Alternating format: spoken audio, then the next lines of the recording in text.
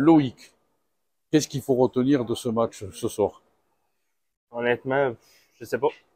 C'est dur à dire comme question, comme ça, à froid, après un match. Parce qu'on a tout donné, honnêtement. On peut être fier du match qu'on a fait. Et puis, il a même beau chercher midi à 14h, on n'a juste pas été opportuniste, c'est tout. On a joué un bon match. On a joué une belle équipe de Grenoble aussi. Un bon gardien fait son match ce soir. Et puis, c'est le sport. Et on sort de là avec la défaite. Du coup, Coupe de France, c'est fini pour nous. C'était un objectif. Du coup, c'est l'objectif raté. Maintenant, on focus, on balance du côté du championnat, puis ça repart déjà vendredi à Marseille.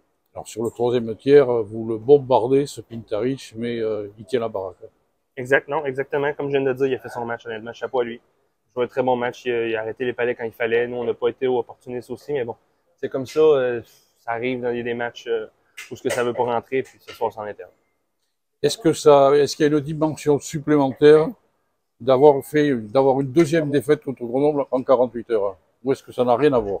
Moi, je trouve que ça n'a rien à voir. C'est les aléas du calendrier. Il y a des matchs comme ça. Ça veut, bon, on sort de là avec une défaite, 2 défaites de suite face à Grenoble. C'est une belle équipe. Donc, du coup, on a joué 2 bons matchs aussi.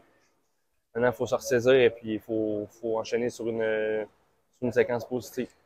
Malgré les deux défaites, vous pouvez avoir quand même le sentiment d'être à la hauteur de Grenoble.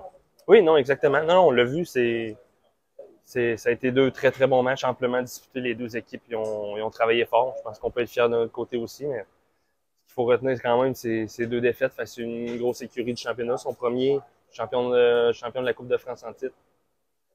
Puis voilà, ça a été 2 matchs. Ça aurait pu basculer d'un côté comme de l'autre. Ça ne l'a pas fait. Maintenant, il s'agit de trouver les solutions pour la suite.